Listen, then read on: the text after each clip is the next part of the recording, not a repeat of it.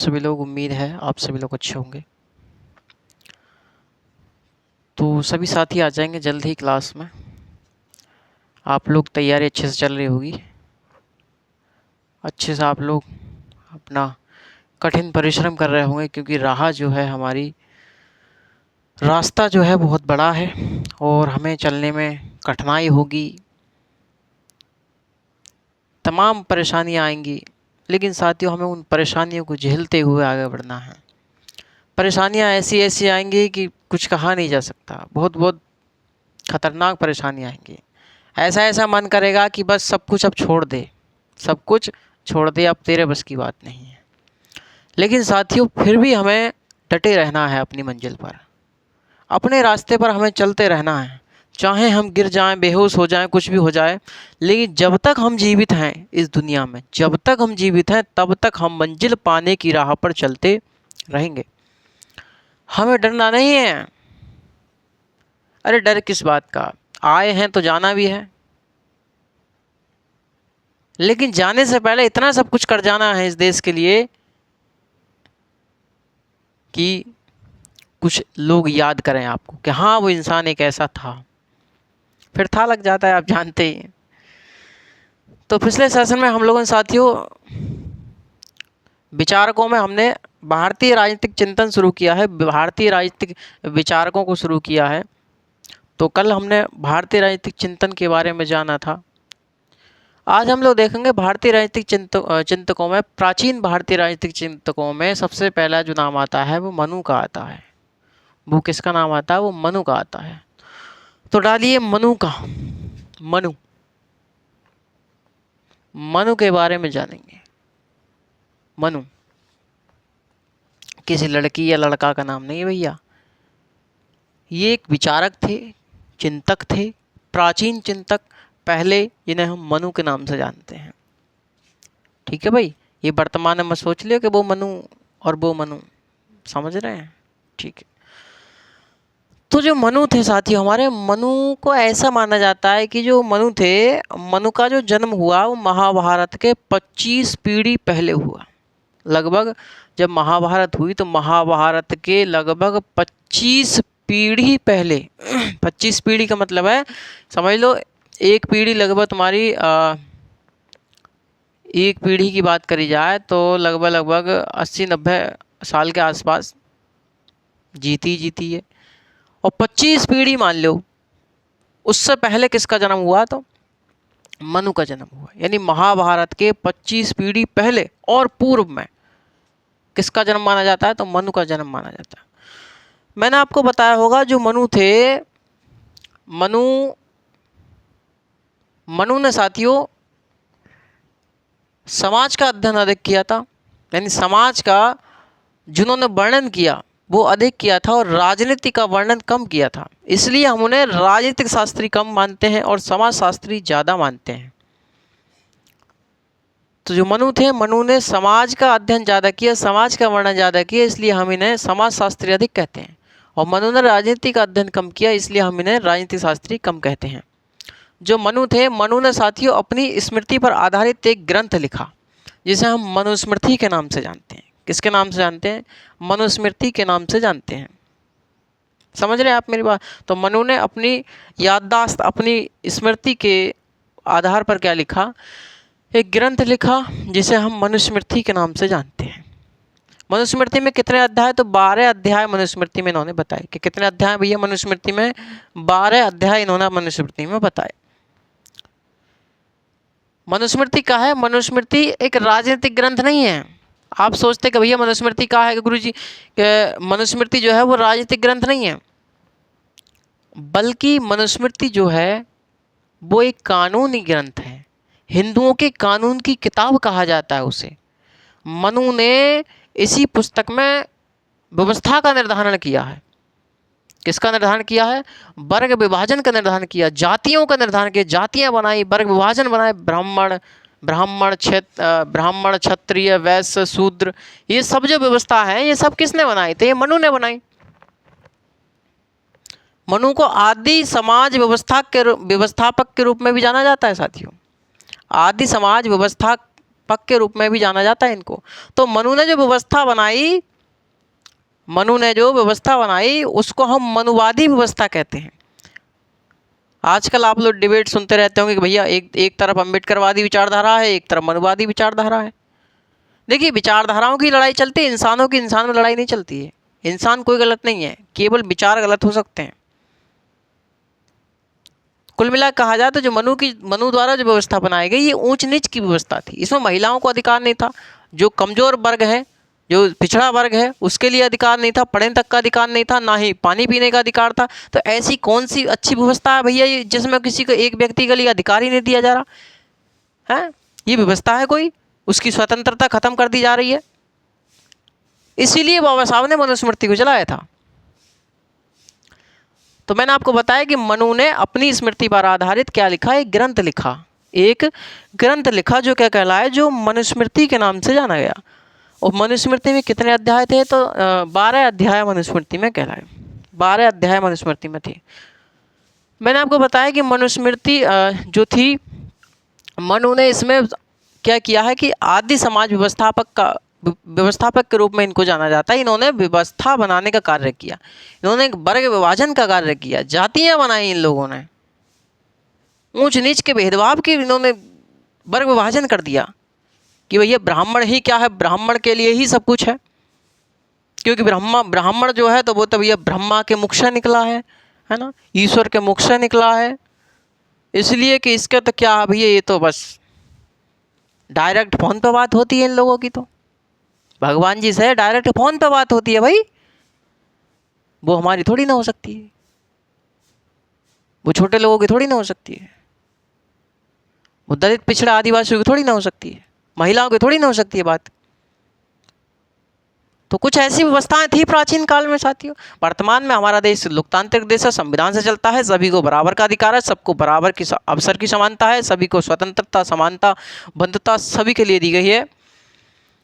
ठीक है, तो ये प्राचीन जो बातें हैं, इनको जो मानते हैं भैया, हमारे इनसे कहना है कि आप सब लोग अभी भी सुधर जाएं, क्योंकि आप समाज में ऊंच नीच भेदने का काम कर रहे हैं। और जो व्यक्ति मनुवादी या मनुस्मृति को मानता है, इसका मतलब वो समानता का पक्षधर नहीं है। और जो बाबा साहब को मानता है वो समानता का पक्षधर है, वो सभी को एक सूत्र में बांधने का कार्य कर रहा है। तो मनु को क्या कहा जाता है? समाज व्यवस्थापक के रूप में जाना जाता है। मनु को साथियों अनेक ग्रंथों में अलग अलग नामों से भी जाना जाता है। जो मनु थे, मनु को अलग अलग ग्रंथों में अलग अलग नाम से भी जाना जाता है। जैसे सूर्यपुत्र है, देवपुत्र के नाम से जाना जाता है, सूर्यपुत्र, देवपुत्र के नाम से जानता है, सूरवीर, पराक्रमी के रूप में जाना जाता है इनको, है। ऐसा माना जाता है कि जो मनु थे, मनु में 8 देवताओं का वास था। अगर भैया मनु में 8 देवताओं का वास है, देखिए आलोचना की बात नहीं है, मैं एक वास्तविकता बता रहा हूं। अगर मनु में 8 देवताओं का वास था तो उन्होंने समानता की बात क्यों नहीं करी? कोई भी देवता, कोई भी भगवान, कोई भी है, तो भाई अगर 8 देवताओं का वास इनमें है तो इन्हें समानता की बात करनी चाहिए थी। इन्होंने ऊंच नीच की भेदभाव कर दी बात, है ना, कि भैया केवल ये ही उत्तम पुरुष है, केवल ये ही सब कुछ है इनके पास ही होगा, बकाए सब बावले होंगे, हैं। महिलाओं को कोई अधिकार ही नहीं था, महिलाओं के कार्य निर्धारित कर दिए, महिला केवल घर में ही काम करेंगी, महिलाओं को कार्य है पति को खुश करना, बाल बच्चों को ध्यान रखना। महिला पढ़ नहीं सकती थी, आज संविधान का राज है तो महिला देखिए राष्ट्रपति तक बन रही हैं। ऐसी कौन सी पोस्ट है जहाँ पर महिला नहीं पहुँच रही? सब जगह पहुँच रही। तो ये संविधान का राज है। तो हमें तो हमारे हक अधिकार हमें तो संविधान ने दिए हैं भाई। तो जिसको दिए होंगे उसको दिए होंगे मनुस्मृति ने और मनु ने।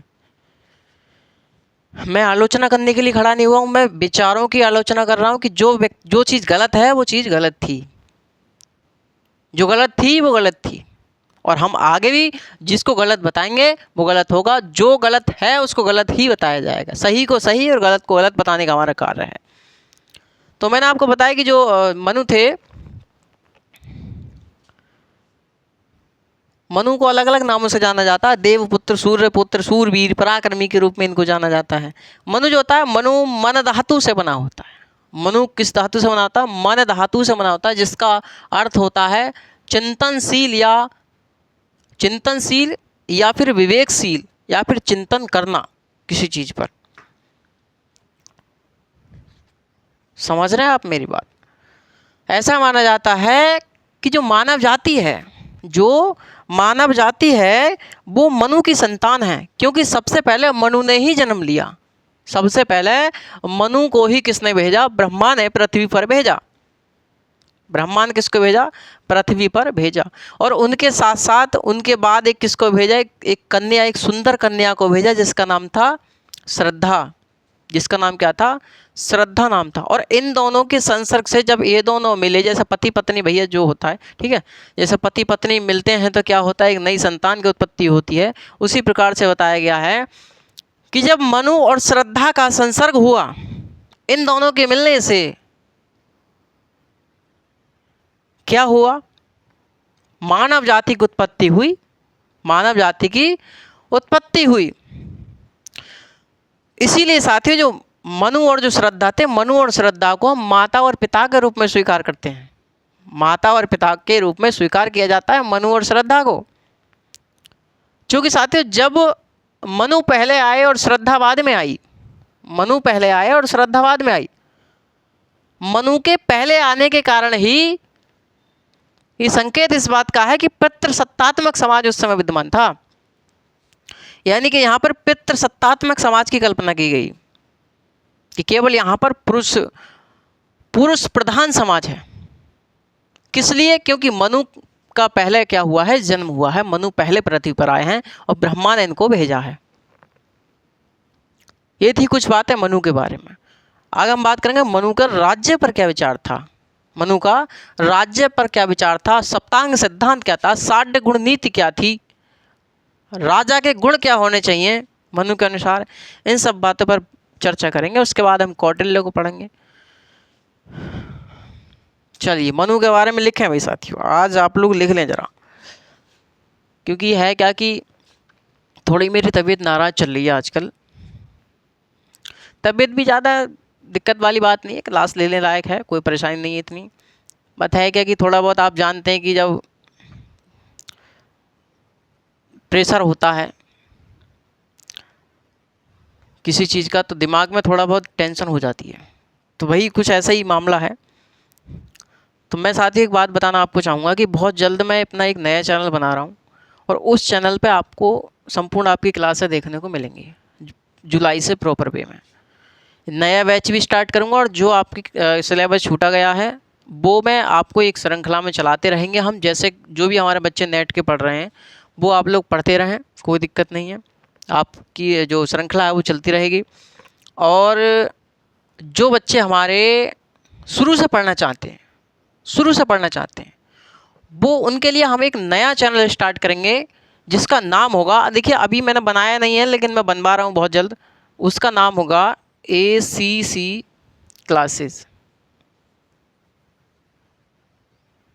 ACC क्लासेस उसका नाम होगा, ठीक है भैया।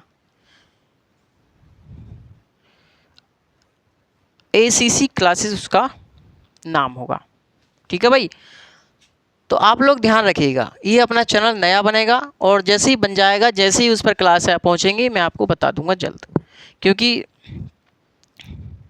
आपको सूचित भी कर दिया जाएगा। चिंता ना करें, बिल्कुल आप लोग जैसे पढ़ते रहे हैं वैसे ही अपना रिदम बना रहना चाहिए, कोई दिक्कत नहीं होनी चाहिए। क्योंकि साथियों मैं भी आपके लिए हूँ और जब तक मैं जीवित हूँ तब तक मैं पढ़ाऊँगा,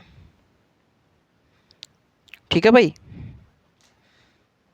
क्योंकि मेरा भी मूल कर्तव्य है कि भाई मैं जिस परिवार से, जैसे परिवार से मैं बिलोंग करता हूँ उसी प्रकार के परिवार के लड़कों के लिए, बच्चियों के लिए मैं कुछ करना चाहता हूँ साथियों। यदि आप मेरी कुछ सपोर्ट करना चाहें तो आप मेरी सपोर्ट कर सकते हैं, उसके लिए आपका बहुत बहुत आभार, ठीक है भाई। और हाँ एक बात और, जैसे यदि आपकी जैसा आप मेरी क्लास देखते हैं भाई, बहुत बहुत दूर से बच्चे देखते हैं, यदि आपकी तरफ कोई ऑफलाइन कोचिंग हो या जगह हो ऑफलाइन कोचिंग की जहां अपनी हमारी कोचिंग चल सकती हो, वहाँ हमें बताइएगा कमेंट के माध्यम से। हम आपको अपना कॉन्टैक्ट नंबर देंगे कि हाँ भाई गुरुजी जो है हमारे यहाँ पढ़ाएंगे। लगता हो आपको कि हाँ यहाँ पर सर जो है पढ़ाने के लिए सुटेबल हैं, ठीक हैं, क्योंकि फीस बहुत न्यूनतम रहेगी। क्योंकि साथियों इस समय जो है आर्थिक स्थिति आप समझ रहे हैं कि कितनी खराब चल रही है, कुछ कहा नहीं जा सकता। यदि ऑफलाइन में आप मेरी सहयोग करते हैं तो मैं आपके लिए बहुत बहुत आभार करता हूं साथियों। मैं अपना कॉन्टैक्ट नंबर दे दूंगा आप लोगों के लिए, आप मुझे बताइएगा जहां से भी आप हैं कि सर यहाँ पर आ जाइए, यहाँ पर आप पढ़ाइए। हम भी 8-10 लड़के हैं जो आपसे पढ़ना चाहते हैं, और भी बच्चे इकट्ठे हो जाएंगे, कोई दिक्कत नहीं है, ठीक है भाई। तो आप मुझे बताइएगा बहुत जल्द। ऑनलाइन अपनी चलते रहेंगी, कोई दिक्कत नहीं है। देखिए आप मुझसे 15 घंटे क्लास दिलवाइए, नो टेंशन भाई साहब। ये शरीर है, सूखा सूखा शरीर है, सिंगल हड्डी है मेरे अंदर, ये शरीर सूख जाएगा, मर जाएगा, कोई दिक्कत नहीं है। सिर्फ आप लोगों के लिए दिलो जान से मेहनत है भाई, ठीक है। चलिए, मनु जो थे, मनु का जो जन्म हुआ, लिखिए, जो मनु थे, मनु का जन्म महाभारत के 25 पीढ़ी पहले माना जाता है।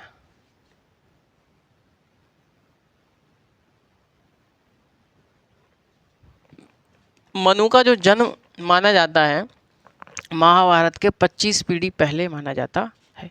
मनु जो थे साथियों, मनु को राजनीतिक शास्त्री कम तथा समाज शास्त्री ज़्यादा कहा जाता है। लिखिए, मनु को राजनीतिक शास्त्री कम तथा समाज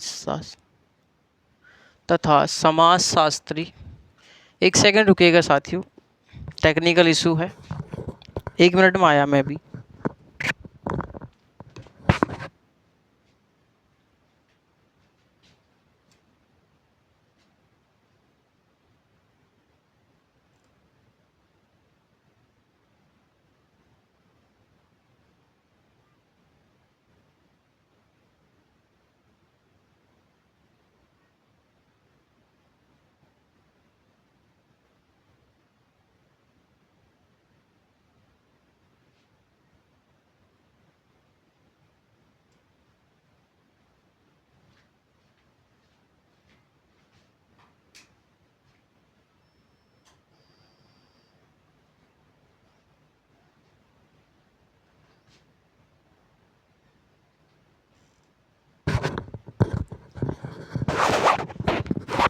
चलिए आ जाएंगे सही भाई, सभी साथी आ जाएंगे। था क्या साथियों, लाइट भाग गई तो मैंने सोचा कि लाइट से क्लास हो जाएगी, लेकिन लाइट बीच में चली गई, धोखा दे गई। फिर मैंने पुनः इन्वर्टर चालू किया है। मैं इन्वर्टर से ही क्लास लेता हूँ अधिकतर। था क्या कि लाइट नहीं आई है कल पूरे दिन, तो इन्वर्टर भी डाउन था। मैंने सोचा इन्वर्टर चार्ज हो जाएगा, क्लास भी हो सकती है। तो चलिए कोई बात नहीं। तो मैंने आपको क्या लिखवाया, मैंने आपको लिखवाया कि मनु को राजनीतिक शास्त्री कम तथा समाज शास्त्री अधिक कहा जाता है। समाज शास्त्री अधिक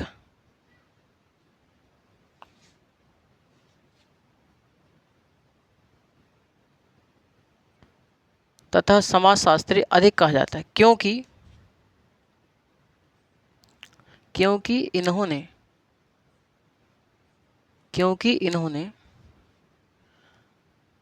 समाज का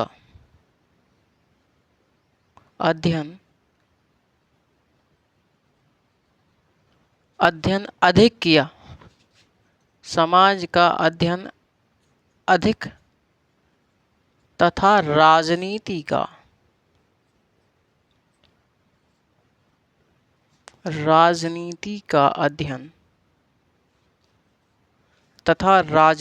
अध्ययन कम किया। मनु ने क्या किया साथियों, मनु ने अपनी स्मृति पर आधारित क्या किया है, एक ग्रंथ लिखा जो मनुस्मृति कहलाए। आगे लिखिए, मनु ने अपनी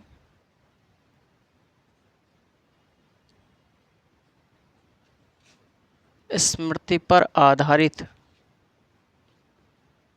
एक ग्रंथ लिखा।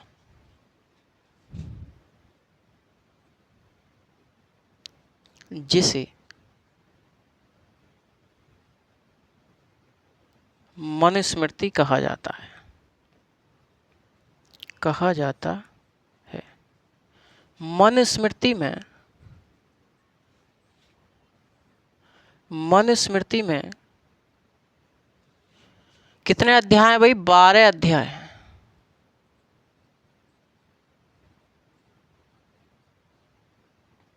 मनुस्मृति में कितने अध्याय हैं? तो 12 अध्याय हैं। मनुस्मृति क्या है? मनुस्मृति एक राजनीतिक ग्रंथ नहीं है।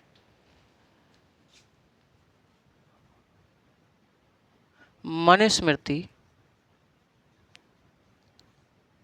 कोई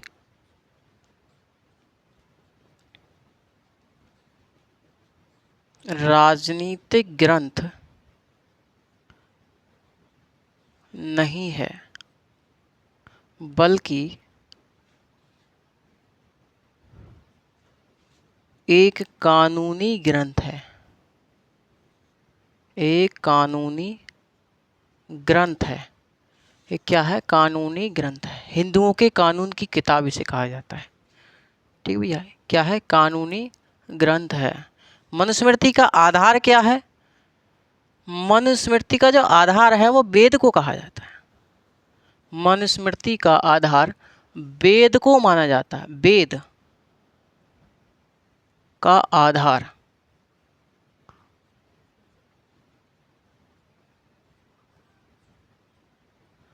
वेद को माना जाता है। वेद को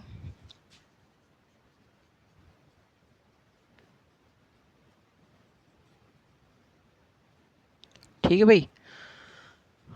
तो किससे प्रभावित होकर उन्होंने ये ग्रंथ लिखा? तो वेद इसका आधार माना जाता है, वेदों से प्रभावित होकर। क्लियर है बात?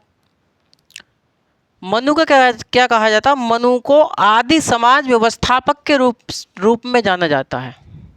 लिखिए, मनु को आदि समाज व्यवस्थापक के रूप में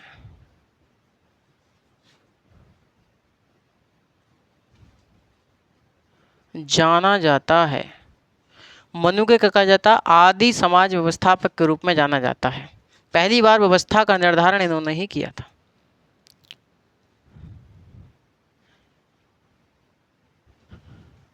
इन्हें क्या कहा जाता है भैया? लिखिए, मनु को अलग अलग ग्रंथों में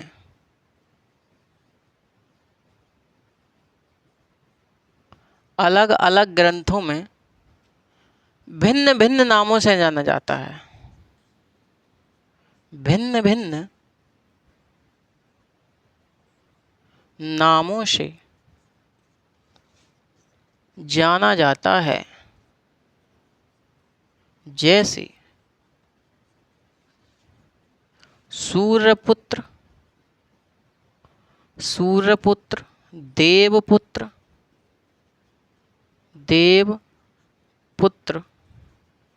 तथा सूरवीर तथा पराक्रमी।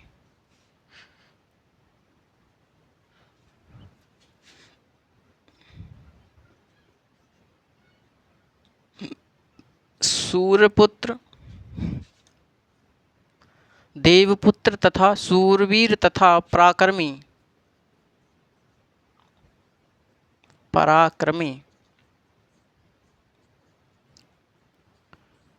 आदि कहा जाता है।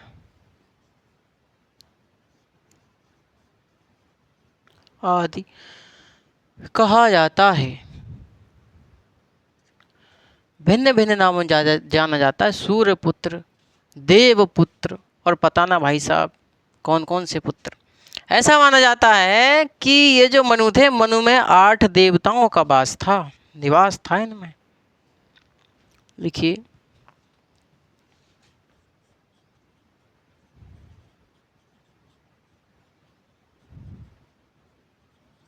ऐसा माना जाता है कि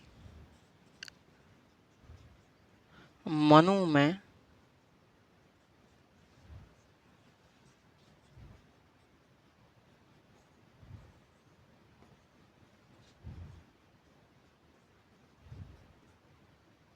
8 देवताओं का वास था। 8 देवताओं का किसमें वास था? तो मनु में वास था। मनु को आदि पुरुष के रूप में देखा जाता है। ये आदि पुरुष यानी सबसे पहले जो पुरुष आए वो कौन थे? तो मनु थे। लिखिए, मनु को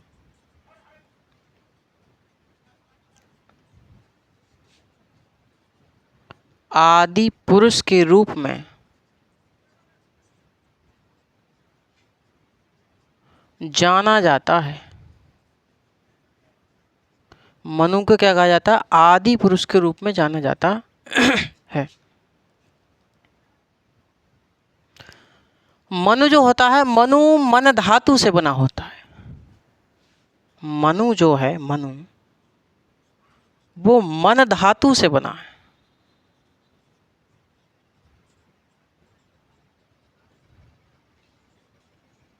मनु जो है वो मन धातु से बना है।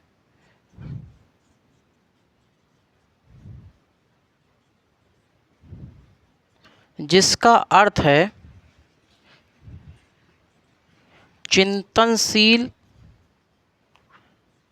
या विवेकशील या चिंतन करना आदि।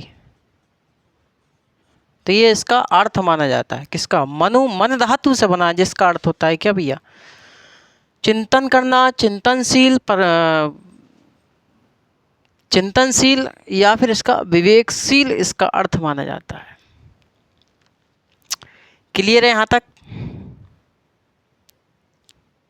क्यों भाई दोस्तों?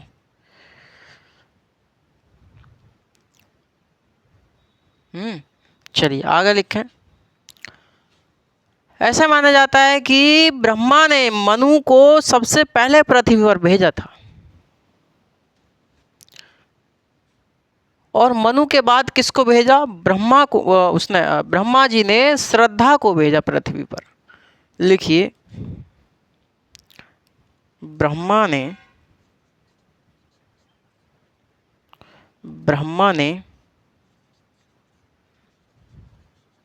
मनु को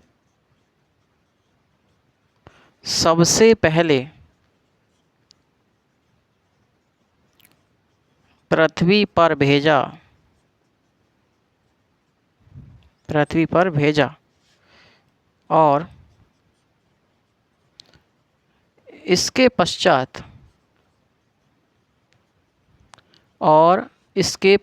किसको भेजा? एक सुंदर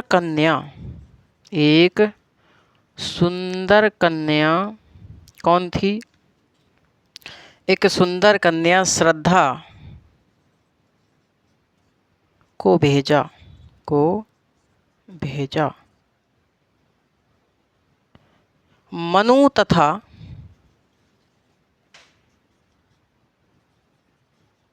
श्रद्धा के संसर्ग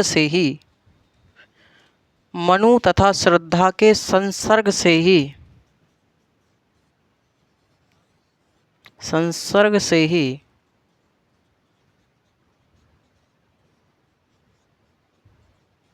मानव जाति की उत्पत्ति हुई।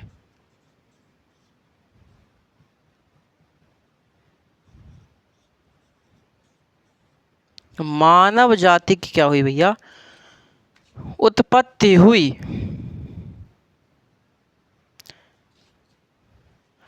इसीलिए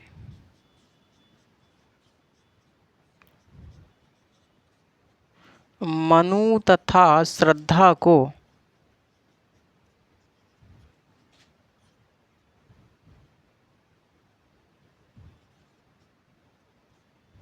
श्रद्धा को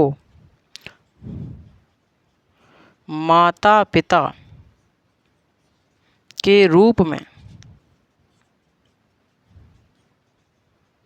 स्वीकार किया गया, स्वीकार किया गया। मनु के पहले आने से पितृसत्तात्मक समाज की कल्पना की गई। लिखिए, मनु के पृथ्वी पर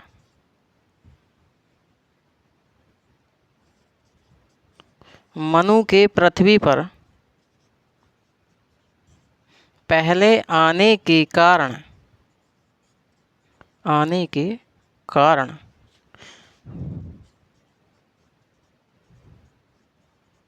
पितृसत्तात्मक समाज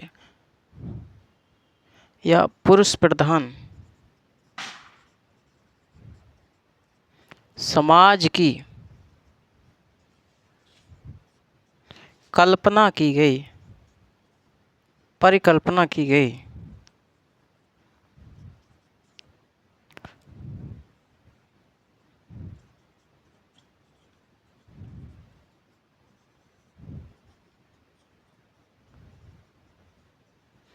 परिकल्पना की गई। यहाँ तक याद रखेंगे भाई? अरे हाँ या ना? चलिए, बहुत बढ़िया, याद रखेंगे तो बहुत अच्छे।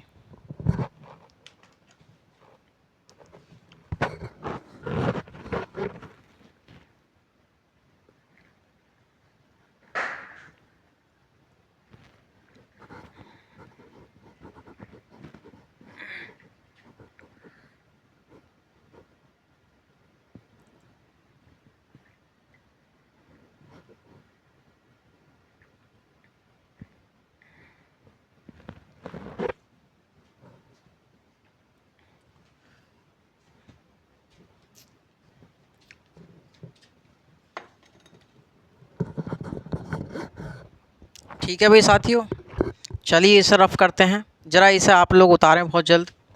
उसके बाद में आपको देखते हैं हम लोग मनु का राज्य पर क्या विचार था।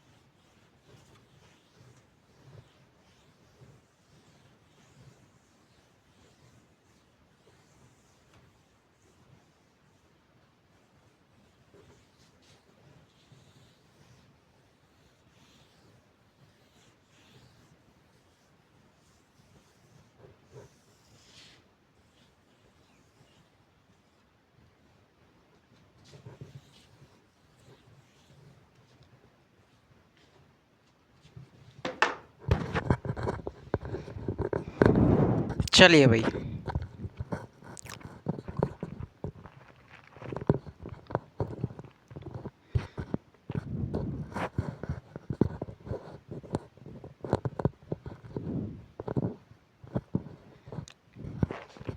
टॉपिक डालें मनु का राज्य पर विचार। मनु का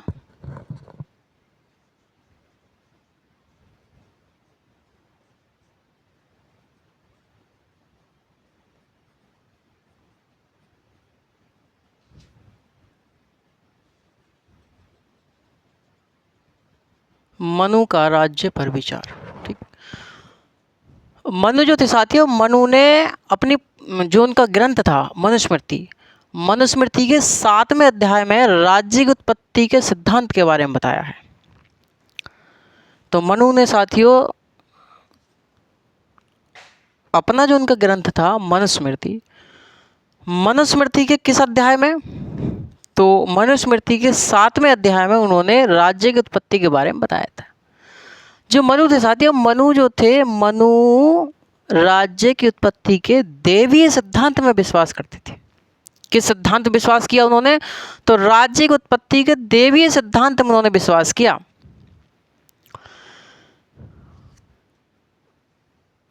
दैवीय उत्पत्ति के सिद्धांत के अनुसार मैंने आपको बताया होगा क्या माना जाता है। तो उसके अनुसार माना जाता है कि भाई ये जो प्रथम राजा या जो राज्य बना, प्रथम राजा या जो राज्य बनाया गया वो ईश्वर द्वारा रचित था, ईश्वर के द्वारा बनाया गया था।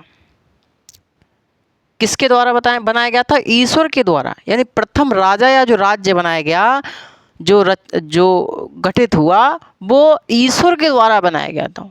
वो ईश्वर ब्रह्मा के द्वारा बनाया गया था, ईश्वरीय शक्ति के द्वारा बनाया गया था। इसीलिए जो राजा और जो राज्य, राजा या जो राज्य है वो जनता के प्रति उत्तरदायी होकर काम नहीं करेगा, जनता के प्रति उत्तरदायी होकर काम नहीं करेगा, बल्कि वो तो भैया ईश्वर के प्रति उत्तरदायी होकर के काम करेगा। जो राजा है वो जनता के प्रति उत्तरदायी होकर काम नहीं करेगा, बल्कि वो है तो ईश्वर के द्वारा, ईश्वर के लिए उत्तरदायी होकर काम करेगा। जनता के लिए उत्तरदायी होकर काम नहीं करेगा, बल्कि ईश्वर के लिए उत्तरदायी होकर काम करेगा, क्योंकि उसका जो निर्माण है, उसकी जो रचना करी है वो ईश्वर ने करी है। ऐसा माना जाता है दैवीय उत्पत्ति के सिद्धांत में, मैंने आपको बताया होगा। मनुस्मृति जो बताती है, मनुस्मृति में क्या लिखा गया भैया? मनुस्मृति के अनुसार क्या है कि प्रारंभ में ना तो कोई राज्य था ना ही कोई राजा था, ना तो कोई राज्य था ना ही कोई राजा था। अर्थात चारों ओर क्या थी? चारों ओर अराजकता विद्यमान थी। चारों ओर क्या थी? चारों ओर अराजकता विद्यमान थी।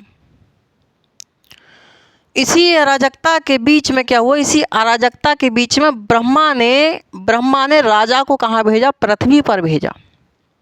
ब्रह्मा ने राजा को पृथ्वी पर भेजा कि जाइए आप अराजकता को समाप्त कीजिए, अराजकता को समाप्त कीजिए, ये जो अव्यवस्था फैली है इस अव्यवस्था को समाप्त कीजिए, और जो सज्जन लोग हैं सज्जनों की रक्षा के लिए कीजिए, और जो दुर्जन हैं दुर्जनों का संहार कीजिए। दुर्जनों के संहार के लिए इसको भेजा पृथ्वी पर ईश्वर ने। और जब पृथ्वी पर आ गया, दुर्जनों का संहार किया इसने, जो प्रजा थी, प्रजा और राजा में क्या हुआ? एक समझौता हुआ। प्रजा में और राजा में क्या हुआ? एक समझौता हुआ।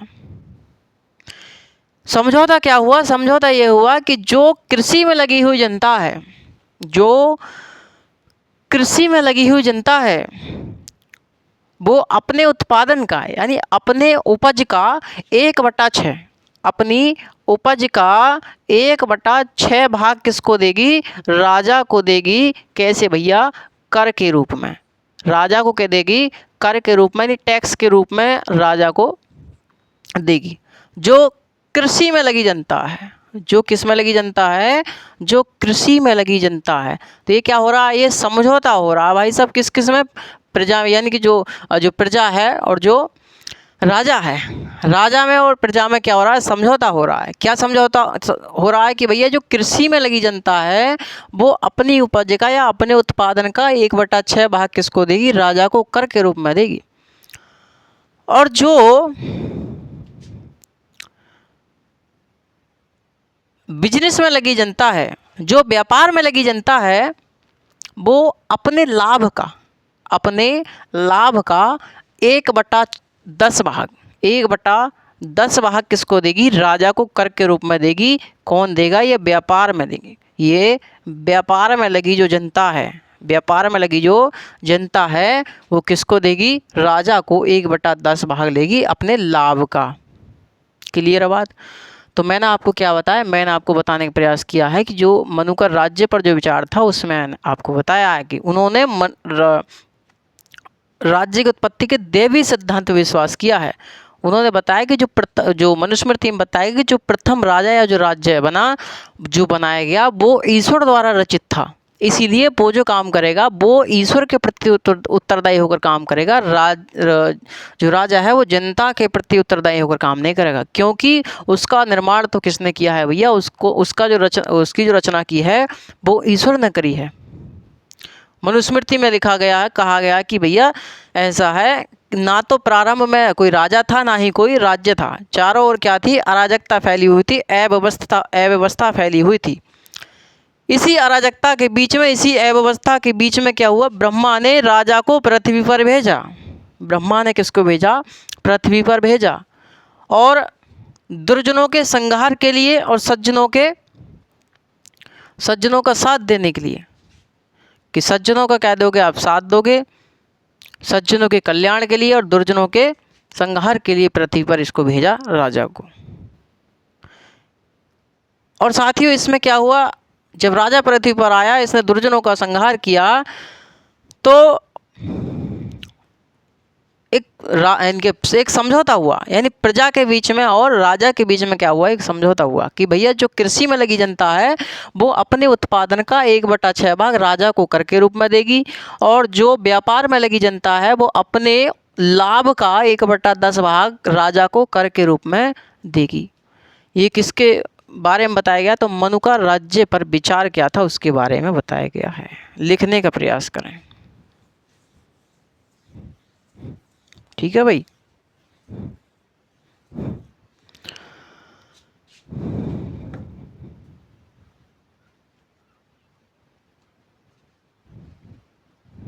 लिखिए, मनु ने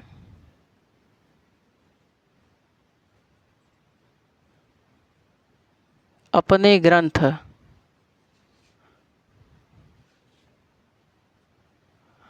मनुस्मृति में, मनुस्मृति के 7वें अध्याय, मनुस्मृति के 7वें अध्याय में राज्य की उत्पत्ति के बारे में बताया गया है। राज्य की उत्पत्ति के बारे में बताया है, ठीक है भाई। क्लियर है यहाँ तक? अगर लिखें, मनु ने राज्य की उत्पत्ति के दैवीय सिद्धांत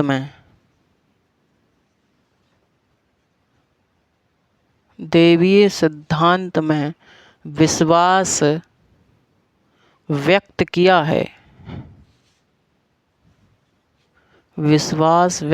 है। मनु के अनुसार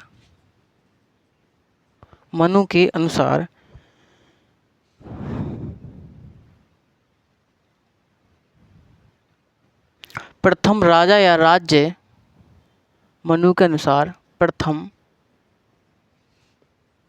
राजा या राज्य जो अस्तित्व में आया, प्रथम राजा या राज्य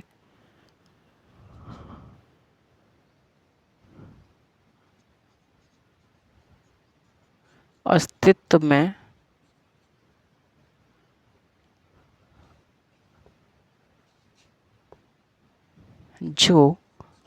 में आया वह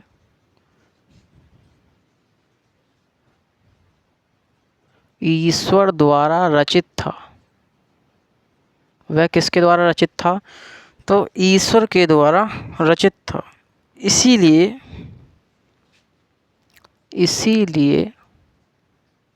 राजा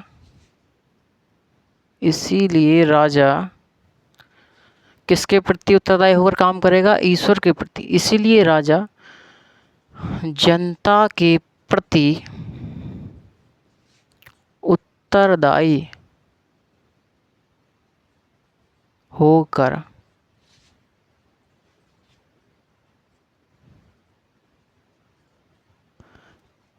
कार्य नहीं करेगा।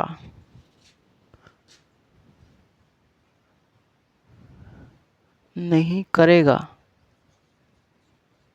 बल्कि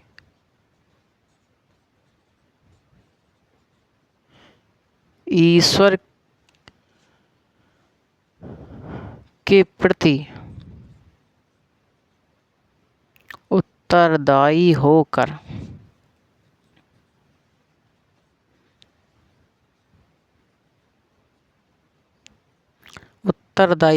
कार्य करेगा।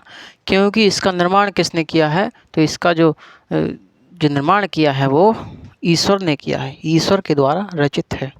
क्लियर है बात यहाँ तक? देखिए, मनुस्मृति के अनुसार क्या है कि भैया मनुस्मृति में कहा गया है कि प्रारंभ में ना तो कोई राजा था ना ही कोई राज्य था। लिखिए, मनुस्मृति के अनुसार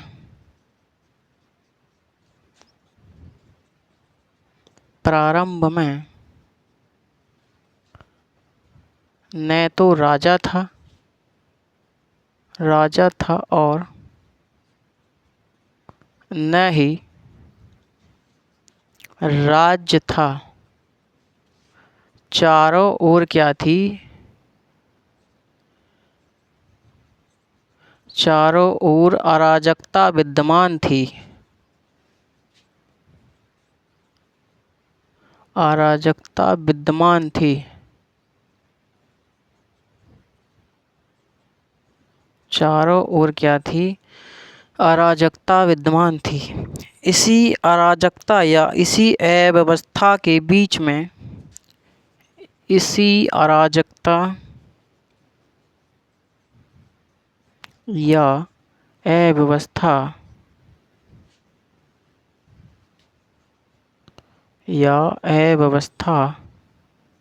के बीच ब्रह्मा ने राजा को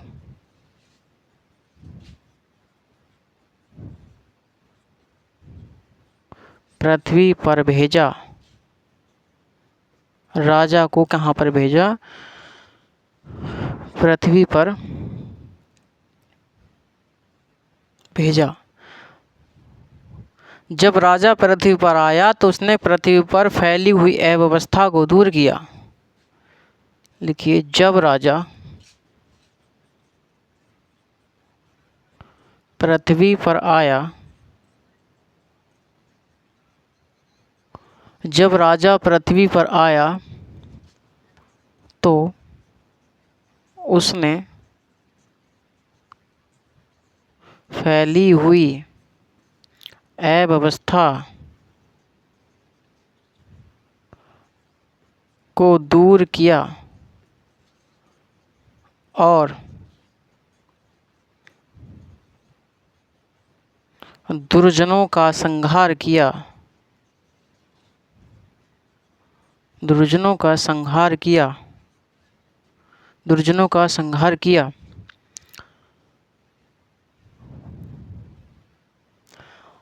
और राजा और प्रजा में क्या हुआ? एक समझौता हुआ। और राजा तथा प्रजा के मध्य एक समझौता हुआ। एक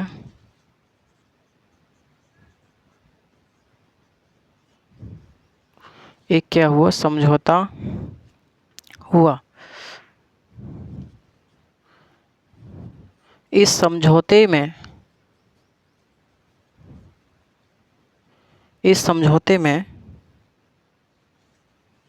कहा गया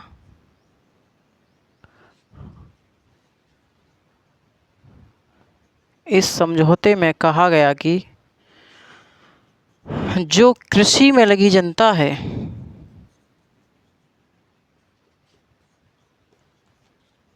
जो कृषि में लगी जनता है वह अपने उत्पादन का, अपने उत्पादन या उपज का 1/6 भाग राजा को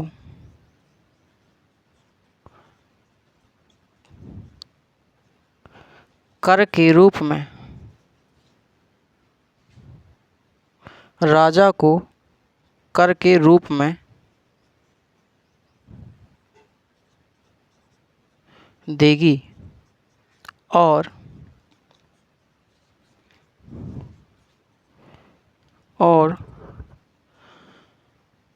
जो व्यापार में लगी जनता है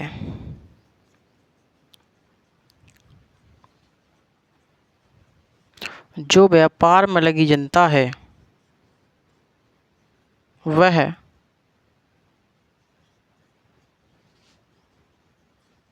अपने उत्पादन का वह अपने लाभ का उत्पादन का नहीं वह अपने लाभ का व्यापार में लगी जनता अपने लाभ का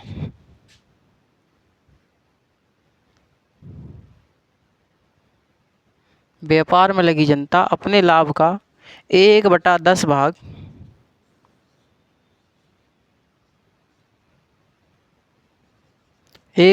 भाग राजा को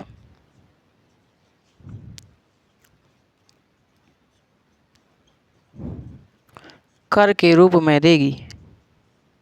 ठीक है भाई, ये थी मनु का राज्य पर क्या विचार था। तो मनु ने राज्य के दैवीय उत्पत्ति के सिद्धांत में क्या किया है, विश्वास व्यक्त किया है।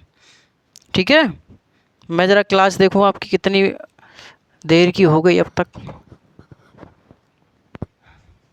ठीक है, उतारिए ज़रा इसे बहुत जल्द, इसे उतारिए, उसके बाद में इसको रफ करने के प्रयास करता हूँ।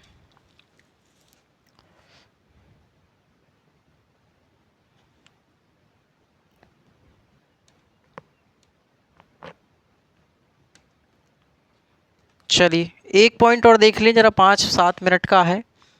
राज्य का सप्तांग सिद्धांत क्या है, यानी कि जो राज्य के जो 7 अंग हैं वो कौन कौन से हैं। मनु ने पहली बार बताया कि राज्य के 7 अंग होने चाहिए भाई। सप्तांग सिद्धांत व्यक्त किया है। जितने भी हमारे प्राचीन राजनीतिक चिंतक थे उन्होंने किसमें व्यक्त किया है, तो राज्य के सप्तांग सिद्धांत व्यक्त किया है, विश्वास व्यक्त किया है। सबसे पहले कौन आते हैं, मनु आते हैं। मनु के द्वारा क्या बताया गया, राज्य का सप्तांग सिद्धांत में क्या क्या बताया गया वो बात करते हैं। ठीक है भाई, अरे हाँ है ना, ठीक है।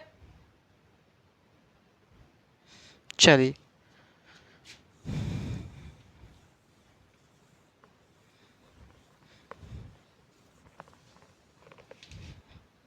देखते हैं।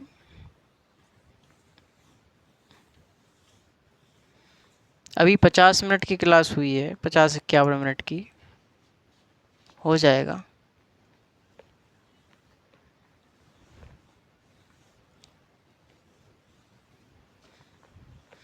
साथियों, मनुष्य तो 1-2 क्वेश्चन पूछता है, पूछा कभी ना पूछा बात एक ही है, लेकिन कौटिल्य से क्वेश्चन जरूर पूछता है। कौटिल्य से क्वेश्चन जरूर पूछता है साथियों।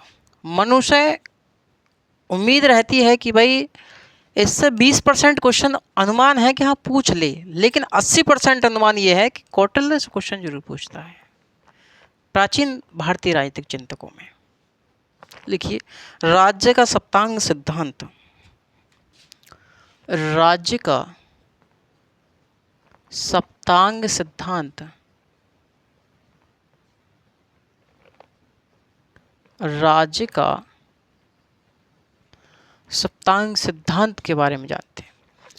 तो मनु ने साथियों, मनु ने राज्य को सावयवी संस्था के रूप में माना है। मनु ने किस रूप में माना है राज्य को, तो सावयवी संस्था। सावयवी संस्था का मतलब अंगी और अंग का संबंध। अंगी मतलब संपूर्ण और अंग मतलब अंश। अंगी और अंग का जो संबंध होता है वो सावयवी संबंध कहलाता है। तो मनु ने राज्य को सावयवी संस्था के रूप में माना है, यानी कि राज्य को संपूर्ण बताया, उसके कुछ अंग बताए उन्होंने, है ना। तो लिखिए भाई, मनु ने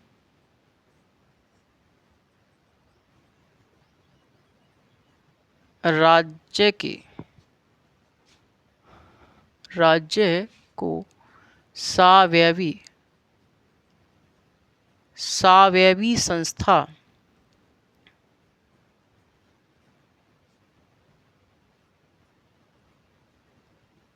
सावयवी संस्था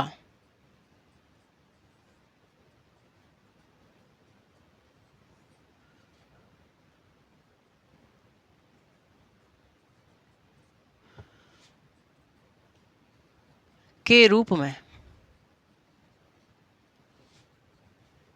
माना। तो सावयवी संस्था के रूप में किसको माना है? मनु ने राज्य को माना है। सावयवी संबंध का मतलब है अंगी और अंग का संबंध। अंगी मतलब संपूर्ण, अंग मतलब अंश। यानी कि राज्य क्या है? संपूर्ण है, उसके कुछ अंग होते हैं यानी कुछ अंश होते हैं। तो मनु के अनुसार राज्य के 7 अंग होते हैं। मनु ने कितने अंग बताए? मनु ने राज्य के 7 अंग बताए हैं। मनु ने राज्य के 7 अंग बताए, 7 अंग बताए। अंग बताए, अंग मतलब अंश बताए।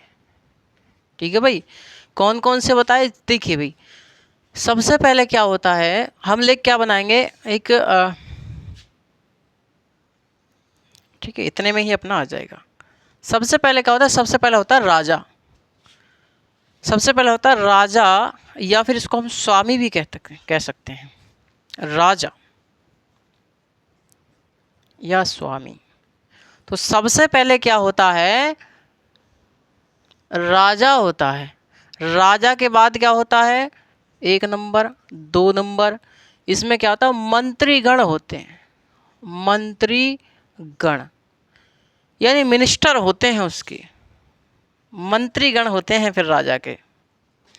उसके बाद क्या होती है? दुर्ग होता है। दुर्ग, दुर्ग नंबर 3 पे क्या होता है? दुर्ग होता है।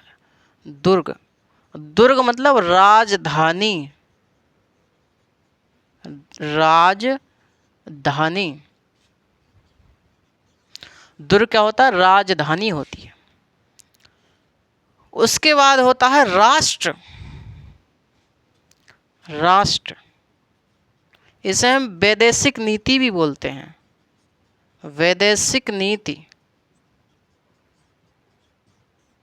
वैदेशिक नीति बोलते हैं। नंबर 5 इन्होंने बताया कोष, जो पैसा है, जो मुद्रा है, कोष। भैया राजकोष यानी कि जो राज्य है उसका पैसा क्या है, यानी कि कोष के बारे में बताया। उसके बाद आता है दंड या सेना। दंड या सेना, सेना या दंड। उसके बाद बताया मित्र के बारे में, मित्र। ठीक है, ये क्या हो गया? 7 अंग हो गए। तो राज्य के सप्तांग सिद्धांत में 7 अंग बताए मनु ने। क्या बताया कि भैया सबसे ऊपर होता है, क्या होता है? सबसे ऊपर क्या होता है? तो मेरे लाडले, सबसे ऊपर होता है राजा या स्वामी। उसके नीचे होता है मंत्रीगण या दुर्ग या राजधानी। उसके बाद राष्ट्र या वैदेशिक नीति। उसके बाद कोष। उसके बाद दंड या सेना। उसके बाद मित्र होता है। तो ये क्या होते हैं? ये राज्य के 7 अंग इन्होंने बताए हैं। मनु कहते हैं कि जब मनु के अनुसार प्रत्येक अंग क्या करता है? अपने अपने निर्धारित कार्यों को करता है। मनु क्या कहते हैं? मनु के अनुसार, मनु के अनुसार प्रत्येक अंग, प्रत्येक अंग अपने अपने, अपने अपने निर्धारित कार्यों को करता है। तो मनु का कहते हैं कि जब प्रत्येक अंग क्या करता है? अपने अपने निर्धारित कार्यों को करता है। कि भैया जो मंत्रीगण का कार्य है वो करेगा, राजा कार्य राज्य करे, राजा का कार्य जो है वो राजा करेगा, मंत्री का कार्य मंत्री करेगा, जो राजधानी है उससे संबंधित कार्य राजा करेगा, है ना। जब ये 7 अंग जो है ये अपने अपने कार्य करेंगे, सेना है वो अपना कार्य करेगी, जो कोष से संबंधित अधिकारी हैं वो अपना कार्य करेंगे, जो वैदेशिक नीति है उससे संबंधित कार्य जो हैं वो भी राजा की कमेटी करेगी, या फिर जो अपने जो मंत्रीगण हैं उसके वो करेंगे। मित्र हैं, राजा मित्र भी बनाएगा, अच्छे से अच्छे मित्र बनाने की कोशिश करेगा। तो जब ये जो इसके जो 7 अंग हैं, जब 7 अंग अपने अपने निर्धारित कार्यों को करेंगे तो भैया क्या होगा? एक अच्छा कुशल राज्य बन सकेगा। ठीक है। मनु ने मंत्रीगण के लिए किस शब्द का प्रयोग किया है? तो मनु ने मंत्रीगण के लिए सचिवान शब्द का प्रयोग किया है। ये जो मंत्रीगण हैं इसके लिए किस शब्द का प्रयोग किया है मनु ने? तो सचिवान शब्द का प्रयोग किया है। कौन सा शब्द भैया? सचिवान शब्द। कौन सा शब्द? सचिवान शब्द का प्रयोग किया है ना। मनु ने मंत्रीगण के लिए किस शब्द का प्रयोग किया है? तो सचिवान शब्द का इन्होंने प्रयोग किया है। मनु के अनुसार मंत्रियों की संख्या होनी चाहिए 3 या 4 होनी चाहिए। मनु के अनुसार मंत्री कितने होने चाहिए? तो मनु के अनुसार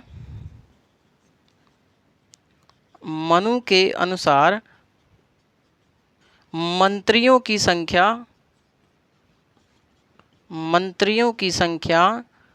3 या 4 होनी चाहिए।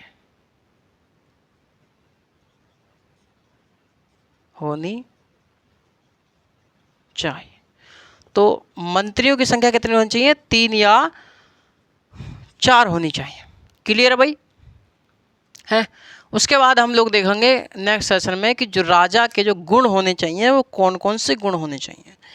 मनु ने अपने राजा को कैसा राजा बताया? बिजगीसु राजा बताया। तो मनु का राजा कौन सा है? बिजगीसु राजा है। बिजगीसु राजा का मतलब है विजय की इच्छा रखने वाला। बिजगीसु राजा मतलब विजय की इच्छा रखने वाला। क्वेश्चन पूछता है कि मनु ने अपने राजा को क्या कहा? तो बिजगीसु राजा के नाम से जाना गया। ठीक है भाई। राजा कैसा होना चाहिए इनके अनुसार? पराक्रमी एवं शूरवीर होना चाहिए। राजा पढ़ा लिखा और विद्वान होना चाहिए। सभी कलाओं में पारंगता हासिल होनी चाहिए उसे। राजा क्या होना चाहिए? राजा त्रय का ज्ञाता होना चाहिए। त्रय का ज्ञाता मतलब ऋग्वेद, सामवेद और अथर्ववेद। ठीक है भाई। ये सब बातें हम लोग कल देखेंगे। तो जब तक के लिए आप लोग बने रहें चैनल के साथ। साथियों जैसा मैंने आपको बताया है आप लोग वैसा ही करेंगे, हम भी प्रयास करेंगे वैसा ही करने की। ठीक है। तो अब मैं क्या कहना चाहता था, मैं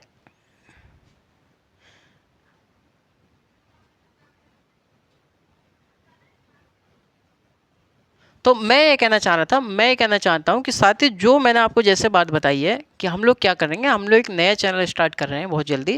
हो सकता है जुलाई से स्टार्ट कर दें या उससे पहले भी स्टार्ट कर दें, आप लोग क्लास देखने को मिल जाए।